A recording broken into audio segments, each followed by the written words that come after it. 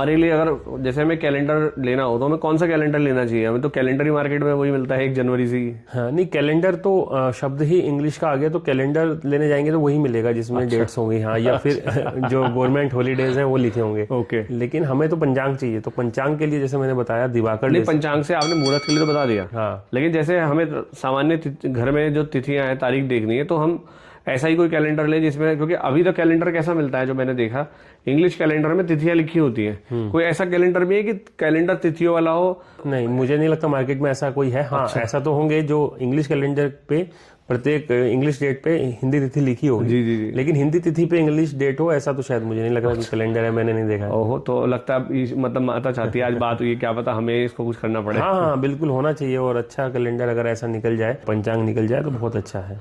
तो हाँ, कुछ जैसे कि संस्थाएं हैं, जैसे कि आरएसएस के जो विद्यालय हैं, शिशु मंदिर, संघ की बात कर रहे हैं? संघ की बात कर रहे हैं। तो उसमें जो कैलेंडर बच्चों को मिलते हैं उसमें हिंदी तिथियां होती हैं। अच्छा, प्राथमिक रूप से हिंदी तिथियों पे ही उनको दिया जाता है। Very nice. हाँ, तो वो तो मैंने देखा, क्योंकि मेरी शिक्षा वहीं से हुई है तो मुझे पता है उसके बारे में।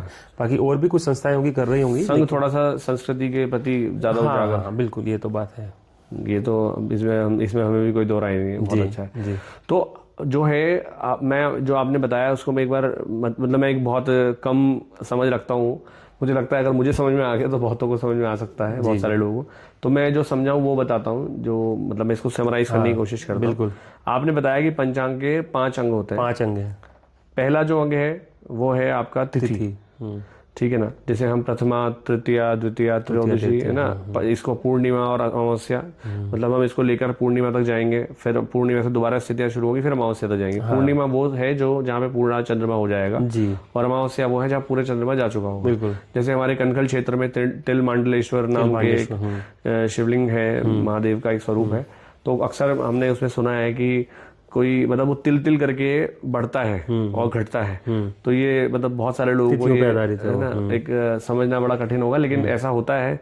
कई लोगों ने धागे से भी उसका प्रयोग करके देखा है। आप लोग मेजरमेंट किया है, लेकिन वो हाथ में नहीं आता, वो पूरा नहीं होता। वो मैंने भी सुना है, लेकिन मैंने किया नहीं कभी। जी जी। तो आप लोग भी चाहें तो जो भी कोई बातें आप सुने तो आप कोशिश करें कि उनको उनकी तह में जाने की कोशिश करें। बिल्कुल। क्योंकि इंटरनेट पे एक प्रॉब्लम भी है जो दिखती है, क्या है ना कि वीडियो बनाना या कंटेंट बनाना बहुत आसान है, तो कोई कुछ भी जान के कुछ भी बता देता है। तो ऐसे में व्यक्ति के लिए बड़ा कठिन होता है जानना कि कौन सी इन्फॉर्मेशन ठीक है, कौन सी नहीं है। बिल्कुल। और हम उस बात की तह में जाने का प्रयास नहीं करते। हमारी कोशिश रहती है कि हम उन्हीं बातों को आप तक लेकर के आए जिनका कोई साक्ष्य मिले, राइट, है ना, ताकि एक इन्फॉर्मेशन सही तरह से जाए, कोई मिथ ना जाए, है ना। तो ये पहला तिथि की बात हमने करी है। तिथि के बाद आपने वार की बात करी। तो वार में जैसे ये ग्रहों के आधार पे है, तो 7 दिन जैसे हमारे हैं, सोमवार, मंडे, संडे, ये सब दिखते हैं। तो इसी को हम यहाँ पे सोमवार, मंगलवार, वो शुरुआत ये रविवार से होता है ना। और रविवार, सोमवार, ये आधार पे आपके ग्रहों के आधार पे हो गए। एक आपने करनी बताया था, एक आपने नक्षत्र बताया था। तो नक्षत्र पे तो बड़ा इंपॉर्टेंट डिस्कशन हुआ था। 27 नक्षत्र है हमारे, जैसे अश्विनी है और रेवती नक्षत्र है। तो ये जैसे पुष्य नक्षत्र है ना, बहुत शुभ नक्षत्र, बहुत शुभ नक्षत्र है। बहुत सारे लोग इस विशेष रूप में हमें पुष्य नक्षत्र पे अप्रोच करते हैं और कुछ चीजों को हमसे मंगाते हैं। तो रवि पुष्य नक्षत्र, रविवार के दिन वो बड़ा मतलब महत्वपूर्ण, जब पुष्य नक्षत्र जब रविवार को होगा, बिल्कुल, तो वो रवि पुष्य नक्षत्र होगा। बिल्कुल। अच्छा, बिल्कुल। जैसे सोमवती अमावस्या, ऐसे गुरु पुष्य नक्षत्र होता है कि वो गुरुवार को है, और ये सोमती अमावस्या मतलब सोमवार को जब अमावस्या होगी। Okay okay. तो अमावस्या कोई नक्षत्र तो नहीं है? नहीं, तिथि है, वो तिथि है ना। ठीक है, मतलब वो मैं नक्षत्र से जोड़ रहा था बेसिकली, इसलिए लेकिन वो तिथि है, समझ गया मैं। ठीक है, तो ये आपका हो गया, नक्षत्र हो गए। उसके बाद आपने बताया करनी के बारे में। करनी में आपने करण में आपने बताया कि जो तिथि होती है उसके आधे भाग को अर्धभाग को हम करण कहते हैं। तो उसमें कुछ शुभ है, कुछ अशुभ है। तो हमें बस इस बात का ध्यान रखना है कि शुभ में हमें वो शुभ कार्य करने हैं, अशुभ में हमें उन कार्य को से बचना है। बिल्कुल। जैसे शूल नक्षत्र के आपने बारे में बताया था, ऐसे कुछ और भी हो गए। तो नक्षत्र के बाद आपने करण के बाद आपने बताया लास्ट में योग। सबको जोड़ने वाला, जिसमें हम चंद्रमा और सूर्य की गति को जोड़ देते हैं, और वो भी 27 ही होते हैं योग। तो वो भी मतलब नक्षत्र के आधार पे ही है उसका। बिल्कुल बिल्कुल। ओके, तो ये पंचांग के बारे में हमने एक थियोरेटिकली चीजें जानी, बेसिक। अब बेसिक हमने जाना, अब हम इसको अगर प्रैक्टिकली देखना चाहे तो अब हमें आगे क्या करना चाहिए? मतलब मैंने ये सब जान लिया, अब मैं देखना चाहता हूँ तो कैसे? उसको हम पंचांग दिखाकर उसको हम बता सकते हैं। जैसे कि आप बात ही कर रहे थे जन्मदिन की, तो इसी तरह हमारा कोई भी विशेष दिन है, जैसे कि विवाह संस्कार भी है, तो जिस तिथि को विवाह संस्कार हुआ है उस तिथि को ही विवाह की वर्षगांठ भी बनाए। और जन्मदिन के हिसाब से, हाँ, जन्मदिन का भी ऐसे ही है। जैसे कि मेरा जन्म पंचमी, बसंत पंचमी का है, तो हाँ, कोशिश ये करते हैं हम कि बसंत पंचमी पे ही पूजा हो साल में एक बार। और इसी तरह जो हमारी हिंदी तिथि है उसको ही आधार मानकर हमें अपने त्यौहार मनाने चाहिए। उससे इजी ये भी रहता है ना कि हमें ये भी क्लियर हो जाता है कि हमारा ये समय, जैसे कि हमारी ये तिथि है, यानी कि हमारा एक वर्ष यहाँ कंप्लीट हुआ, तो अब हम अपनी जन्म कुंडली के माध्यम से या दशाओं के माध्यम से ये भी देख सकते हैं कि अब क्या ग्रह दशा चल रही है, क्या नहीं चल रही है।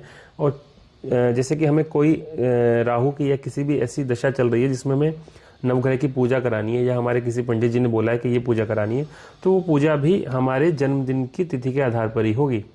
ऐसा नहीं है कि हमारा जन्मदिन इंग्लिश कैलेंडर के हिसाब से 4 अक्टूबर का है तो हम 4 अक्टूबर को कर लें, नहीं, तो वो उस तिथि के आधार पर होता है। जैसे कि गंडमूल नक्षत्र होते हैं, आपने सुना होगा, जिसमें अगर कहते हैं कि बच्चा मूलों में पैदा हुआ है, मूल नक्षत्र में, सुना है। तो उसमें क्या होता है कि जिस नक्षत्र में, जैसे कि मान लीजिए मूल नक्षत्र में, जैसे कि ज्येष्ठा नक्षत्र भी मूल का है, ज्येष्ठा में पैदा हुआ है बच्चा, तो जब वो नक्षत्र रिपीट होगा, यानी कि 27 दिन बाद, तभी उस मूल नक्षत्र या मूल शांति की पूजा होगी। अब या तो वो 27वें दिन होगी, या 27वें मंथ होगी, या फिर 27वें वर्ष होगी। अच्छा। यानी कि जब वो नक्षत्र रिपीट होगा तभी होगी। तो इसलिए मुहूर्त या नक्षत्र का महत्व है, जब जब वो रिपीट होता है तब तब हमारे जीवन पर प्रभाव पड़ता है। तो हमें ध्यान रखना चाहिए हमारा जन्म किस तिथि को हुआ है। ओके जी। तो इसका मतलब हमारा जो इंग्लिश कैलेंडर है ये तो बड़ा मिसफिट है हमारे साथ में। मिसफिट है, फिट वो कर तो दिया गया है। वो तो सिर्फ हमारी हॉलीडेज के लिए, संडे के लिए ही है। लेकिन हमें अगर तरीके से चलना है, पंचांग के आधार पर चलना है, तो हमें पंचांग को देखना भी। बचपन में पढ़ा था कि एक पीटर दी ग्रेट थे, उन्होंने संडे की छुट्टी शुरुआत करी थी। अब पता नहीं वो इन्फॉर्मेशन, क्योंकि आज तक ये नहीं पता चलता इन्फॉर्मेशन कौन सी हमने सही पढ़ी, कौन सी नहीं। राइट, सही बात है। संडे को वो ब्रिटिश काल से ही संडे की छुट्टी होती है। अगर हम अभी भी देखेंगे जो हमारे संस्कृत विद्यालय हैं, तो उसमें संडे को छुट्टी नहीं होती है। अच्छा, हाँ, वहाँ कब होती है? उसमें छुट्टी मुझे एग्जैक्टली याद है, क्योंकि मैं संस्कृत विद्यालय से तो नहीं पढ़ा हूँ। शायद उसमें महीने में 2 छुट्टी होती है। अच्छा, एकादशी को होती है, और शायद मतलब 2 हिंदी तिथि के आधार पर ही छुट्टी होती है। Very nice. हाँ, वहाँ पर इंग्लिश कैलेंडर की छुट्टी नहीं होती। मैं आप लोगों को चलते चलते एक बात कहना चाहूँगा, जो कि मुझे किसी ने कही भी थी और मुझे अच्छी भी लगी, तो मैं उसको कोशिश करता हूँ जी। वो ये कि जब भी आपका जन्मदिन आता है तो आप सब लोगों को एक रिक्वेस्ट है कि आप लोग, अगर आप सही समझे तो, कि आप अपने जन्मदिन पे एक वृक्ष जरूर लगाएं। और वृक्ष लगाएं, और हर साल, मतलब ऐसा नहीं कि साल ही आपने 1 साल बाद देखने जाना है, वरना तो वो चल बसेगा बेचारा। तो आप क्या करें, बीच बीच में आप उनको देखें और उसको देखें और उसका लालन पालन करें। तो जैसे जैसे आपको ये लगेगा, अभी तो क्या है ना, अभी आप बढ़ रहे हैं, है ना, और एक समय ऐसा आएगा कि आपको लगेगा कि हम घट रहे हैं, क्योंकि एक लास्ट की जो एज है ना, वो बताएगी इससे ऊपर हमारा मामला जाना नहीं है। तो उस समय आपको वो दिखेगा कि वो उसके रूप में आप बढ़ रहे हो। तो आपकी जब उम्र घटती महसूस होगी आगे चल के, आपको घटने से मेरा मतलब उल्टे काउंटडाउन से है, तो उसकी उम्र आपको बढ़ते हुए नजर आएगी, और आपके रूप में वो समाज को, इस पूरे ब्रह्मांड को, इस यूनिवर्स को, इस पूरे मानव जाति को, या किसी भी रूप में वो कुछ ना कुछ देने की कोशिश करेगा। तो आप अपने जन्मदिन पे ज़रूर एक पेड़ लगाएं। और हमारे एक भाई साहब है, मैं उनका जिक्र भी चलते चलते इस बारे में करता हूँ। उन्होंने क्या किया अभी, उन्होंने वो एक रियल एस्टेट का काम करते हैं। उन्होंने क्या किया कि एक रियल एस्टेट में उन्होंने क्या किया कि बहुत सारे लोगों को बुलाया, आमंत्रित करा, और बोला कि आप अपने जो जा चुके लोग हैं ना, जो आपके पूर्वज हैं, उनके नाम पे आप हमारे यहाँ पे आके पेड़ लगाएं, और उनकी जो पुण्यतिथि के रूप में हम इसको मनाएंगे। वो ध्यान भी रख रहे हैं उसका। अरे वाह। तो उससे क्या होता है, हमारा भी मन करता है वहाँ जाने का। हालांकि वहाँ हमारा कोई भी मतलब जाना डायरेक्टली तो नहीं है, मतलब उस तरह से कोई हमारा कोई लैंड नहीं है वहाँ, लेकिन फिर भी वो ये कि जो उन्होंने वहाँ पेड़ लगाया है उसके ऊपर नाम भी लिखा है कि ये पूर्वज थे, इनके परिवार के थे, वो सब उन्होंने लिखा है। तो आप वो पेड़ को देख के ऐसा लगता है कि वो वापस से हमारे पूर्वजों के श्रद्धांजलि के रूप में हम उसको याद रखते हैं। वो बहुत, तो पर्यावरण को देने के लिए एक बहुत अच्छा दान है। बिल्कुल। तो आप लोगों को इस बात के साथ ही हम विदा लेते हैं अभी जी। आप लोगों का इतने ध्यान से सुनने के लिए बहुत बहुत आपका धन्यवाद। आपको ये हमारा प्रयास अच्छा लगा होगा, इसी वजह से हम ये कोशिश कर रहे हैं। हाँ क्योंकि हमें इंटरनेट पे बहुत सारी वीडियो बनाने में ज़्यादा इंटरेस्ट नहीं रखते। कोशिश करते हैं कि किसी की मदद हो सके हमारी उस नॉलेज से, जो नॉलेज हम ढूंढ करके लाते हैं कहीं से, तो उसी प्रैक्टिकल अप्रोच के साथ हम ये काम करते हैं। यशवंती से जुड़े रहने के लिए बहुत बहुत धन्यवाद। शशांक जी, आपका बहुत बहुत धन्यवाद। राधे राधे। राधे राधे।